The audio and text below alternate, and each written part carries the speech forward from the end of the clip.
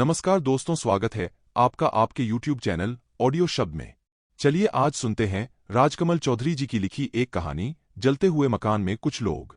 इस बात में शक की कोई गुंजाइश नहीं। वह मकान वेश्यागृह ही था, मंदिर नहीं था, धर्मशाला भी नहीं। शमशाद ने कहा था, तुम्हें कोई तकलीफ नहीं होगी, सोने के लिए धुला हुआ बिस्तरा मिलेगा, सुबह वहीं नहा धो लोगे, चाय पीकर चले आओगे। मैंने कहा था ठीक है, सेल्समैन को और क्या चाहिए। कहीं रात काट लेने की जगह कोई कमरा, कोई भी औरत, और अंत में नींद। औरत बुरी नहीं थी, मगर एकदम टूटी हुई थी। बोली, फालतू पैसे हों तो देसी रम की एक बोतल मंगवाओ। सारा दिन इस औद्योगिक नगरी में चक्कर काटने के बाद मैंने 5,000 रुपयों का बिजनेस कर लिया था। कमीशन के लगभग 300 रुपए मेरे बनते थे। रम की बोतल मंगवाई जा सकती थी, रम की बड़ी बोतल और सामने के पंजाबी होटल से मुर्गे का शोरबा। औरत खुश हो गई, मेरे गले में बाहें डालकर मचलने लगी। कहने लगी, तुम दिलदार आदमी हो, जरा रात ढल जाने दो, तुम्हें खुश कर दूंगी। मैं ठंडी औरत नहीं हूं। औरतें इस मकान में और भी थीं, मगर शमशाद ने कहा था दूसरी के पास मत जाना। उसका नाम दीपू है, दीपू पंजाब की है, उसी के पास जाना। और मैं दीपू के पास आ गया था। मैंने कहा था, शमशाद ने तुम्हारे पास भेजा है। मैं न्यूजिल्ड कंपनी का सेल्समैन हूं, कल सुबह कलकत्ते चला जाऊंगा, रात भर रहना चाहता हूं, मगर पैसे मेरे पास ज्यादा नहीं है। कौन शमशाद? कश्मीरी होटल वाला? वह खुद क्यों नहीं आया? जरूर परले मकान की कलूटी मेम के पास गया होगा, अब उसी के पास जाता है। दीपू ने एक लंबी उसांस लेकर उत्तर दिया था, और मेरे द्वारा मिले हुए 20 रुपए मकान मालिक को देने चली गई थी। फिर लौटकर बोली थी, फालतू पैसे हों तो देसी रम की बोतल मंगवाओ, कुल 8 रुपयों में आ जाएगी। शराब और औरत यहां सस्ते में मिलती है। देखो न, मैं बैठती तो रात भर के 50 रुपए लोग खुशी से दे जाते। मैं मेहनती औरत हूं, फायदे से काम करना जानती हूं। तुम जरा भी शर्म मत करो। समझ लो, अंधेरे में हर औरत हर मर्द की बीवी होती है। अंधेरे में शर्म मिट जाती है। रंग, धर्म, जात बिरादरी, मोहब्बत, ईमान, अंधेरे में सब कुछ मिट जाता है। सिर्फ कमर के नीचे बैठी हुई औरत याद रहती है। मगर रात के 12 भी नहीं बजे होंगे कि पुलिस आ गई। मकान का मुख्य द्वार अंदर से बंद था। मालिक ने खिड़की से झांक कर देखा होगा, पुलिस ही है। वह दीपू के कमरे के पास आया, बोला, दीपू पुलिस आ गई है, ग्राहक के साथ भागो। वह दीपू जैसी दूसरी औरतों के कमरे के पास गया। ग्राहक के साथ भागना होगा, कहा। दीपू बोली, नीचे अंडरग्राउंड में चलो, वहीं पिएंगे और तबीयत खुश करेंगे। घबराओ नहीं, पुलिस ज्यादा देर नहीं रुकेगी।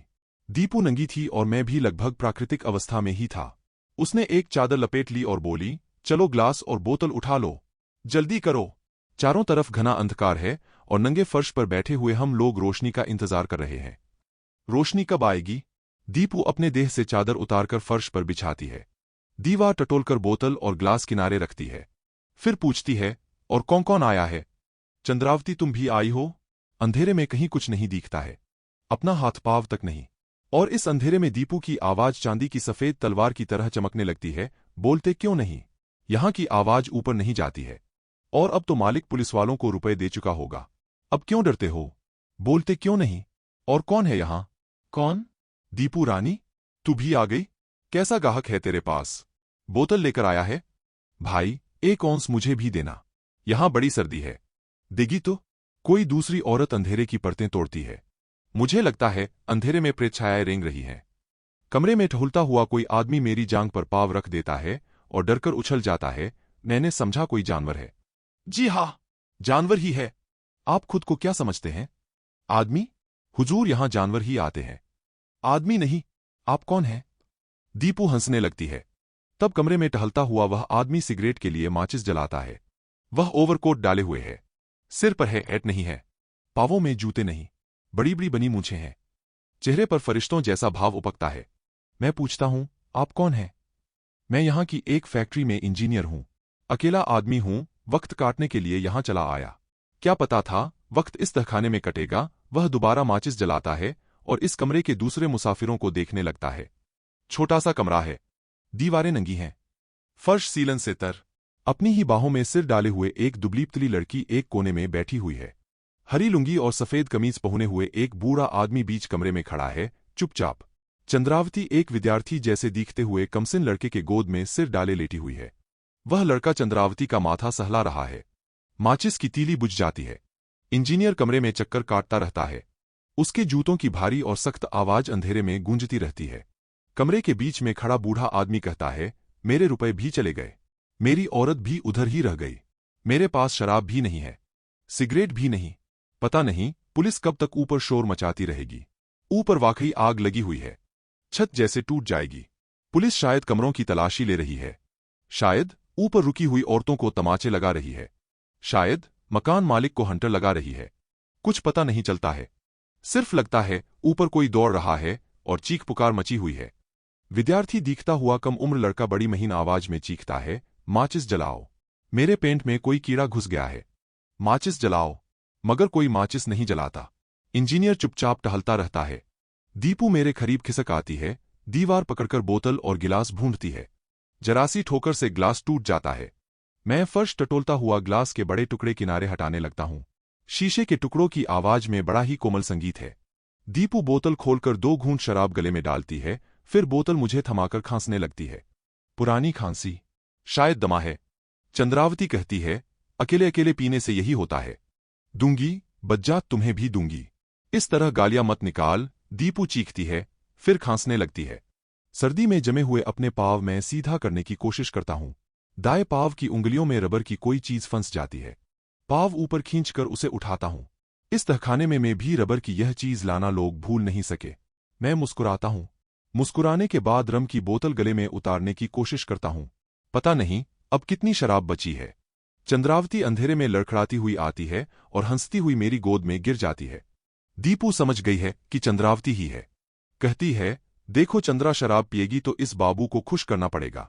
यह बाबू हमारी ही जात का है। हम चमड़ा बेचते हैं, यह चमड़े से बना खेलकूद का सामान बेचता है। हाय रे, तुम तो एकदम नंगे हो। चंद्रावती खिलखिलाने लगती है। मैं खुश होकर बोतल उसके हाथ में थमा देता हूं। वह खुश होकर बोतल दीपू के हाथ में थमा देती है। बोतल खाली हो चुकी है और मेरा सिर चकराने लगा है। रबर की वह चीज अब तक मेरी उंगलियों में पड़ी है। मेरा सिर घूम रहा है। दुर्गंध से मेरी नाक फटी जा रही है। किस चीज की दुर्गंध? लगता है आसपास कई चूहे मरे पड़े हों। चंद्रावती बहुत जरासी औरत बन गई है। मैं उसकी ब्लाउज के अंदर हाथ डालता हूं। अंदर जैसे कुछ भी नहीं है, सिर्फ मांस का एक झूलता हुआ टुकड़ा। मगर उसकी जांघों की पकड़ बेहद मजबूत है। मैं नफरत से भरकर दूर खिसकना चाहता हूं, लेकिन खिसक नहीं पाता। मेरी दोनों टांगें उसकी जांघों के बीच कैद हैं। बेहद मोटी टांगें, भारी कमर। दीपू कहती है, सिर्फ मिलिट्री वाले इस चंद्री के पास आते हैं। हरामजादी, लोगों को तोड़कर रख देती है। क्यों मिस्टर सेल्समैन, क्या हाल है? मैं सिकुड़ जाता हूं। चंद्रावती ताकत लगाती है। मैं सिकुड़ जाता हूं। लगता है मेरी जांघों के बीच कोई मरा हुआ चूहा चिपक गया हो। शराब ने मुझे और भी सर्द बना दिया है। तभी बीच कमरे में खड़ा बूढ़ा चीखने लगता है, सांप, मुझे सांप ने काट खाया है। रोशनी जलाओ, मुझे सांप ने काट लिया। रोशनी जलाओ। मगर रोशनी नहीं होती है। इंजीनियर के जूतों की आवाज रुक जाती है, मगर माचिस नहीं जलती। चंद्रावती के साथ आया हुआ लड़का गरजता है, माचिस जलाओ। इंजीनियर साहब, माचिस जलाओ, मुझे सांप काट लेगा। मैंने एक बार सांप को मार दिया था। सांप मुझसे बदला लेगा। मुझे बचाओ, मुझे बचा लो। मगर इंजीनियर पर कोई असर नहीं होता। वह कहता है, मेरे पास 2 सिगरेट हैं और माचिस की कुल 2 तीली हैं। जब मुझे सिगरेट पीने की ख्वाहिश होगी तभी माचिस जलाऊंगा। अंधेरे में इंजीनियर की सिगरेट का सिरा चमकता है। उसकी घनी मूंछें चमकती हैं। वह एक किनारे दीवार के सहारे टिका खड़ा है। और वह बूढ़ा चीख रहा है। और वह लड़का चीख रहा है।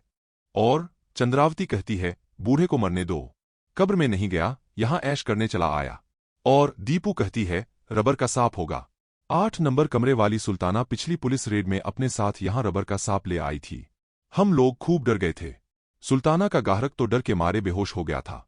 रबर का सांप नहीं, सच्चा सांप है। मेरे पांव से खून बह रहा है।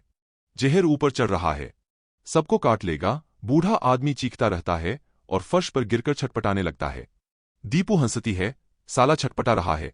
अरे अब्बाजान, बूढ़े आदमी हो, मर गए तो क्या बिगड़ जाएगा? क्यों बेचंद्री, क्या करती है? जल्दी खलास क्यों नहीं करती है? बेचारे ने 8 की शराब मंगाई है, 20 रुपए कैश दिए हैं। मुर्गे का गोश्त ऊपर ही पड़ा रह गया। जरा बेचारे को मौज पानी लेने दो एक कसरत मैं भी करूंगी। जल्दी कर चंद्री, मैं अब गर्म होती जा रही हूं। अब इंजीनियर माचिस जलाकर दूसरी सिगरेट सुलगाता है। बूढ़े के पाव में ग्लास का टुकड़ा गड़ गया है। बाकी खून बह रहा है। बूढ़ा फर्श पर पाँव पटक पटक कर चीख रहा है, मैं कोयले का स्टॉकिस्ट हूं। मर गया तो लोग गोदाम तोड़कर सारा कोयला उठा ले जाएंगे। बेटा मेरा आवारा निकल गया है, घर दरवाजे तक बेचकर रंडियों को दे देगा। मुझे बचाओ, बाहर जाने दो, मुझे इस तहखाने से निकालो। विद्यार्थी दिखते हुए लड़के ने माचिस की रोशनी में दीवार के सहारे चुपचाप और अकेली लड़की को देख लिया है। बहू खिसककर उसके पास जा रहा है। लड़की डरी हुई है और खामोश है। लड़का शायद चंद्रावती के अभाव को पूरा करना चाहता है। इंजीनियर माचिस बुझा देता है और सीने की सारी ताकत लगाकर सिगरेट के काश खींचता रहता है। शराब की खाली बोतल दीपू की जांघों के बीच दबी पड़ी है, लकड़ी के कुंदों की तरह मोटी मोटी जांघें। चंद्रावती ने मेरी गर्दन में अपनी बाहें फंसा दी है और मुझे हिलाती हुई कह रही है, ए मिस्टर, थोड़ा होश तुम भी करो। अकेले मैं क्या करूं? थोड़ी ताकत लगाओ। मगर मुझे लगता है कि मैं अब बेहोश हो जाऊंगा। यह घुटन, यह ठंडी फर्श, इंजीनियर के सिगरेट का धुआं, मरे हुए चूहों की दुर्गंध, बूढ़े आदमी की चीत पुकार, दीपू की जांघों में अटकी हुई बोतल। मुझे लगता है कि अब मैं बेहोश हो जाऊंगा। अचानक बोतल दूर फेंककर दीपू चीखती है, तू हट जा चंद्रावती, तू अब रास्ता छोड़। मैं इस बाबू को बताती हूं, चल परे हट, साले को मैं कच्चा चबा जाऊंगी। और रम की खाली बोतल दीवार के सहारे बैठी उस लड़की के पास गिरती है।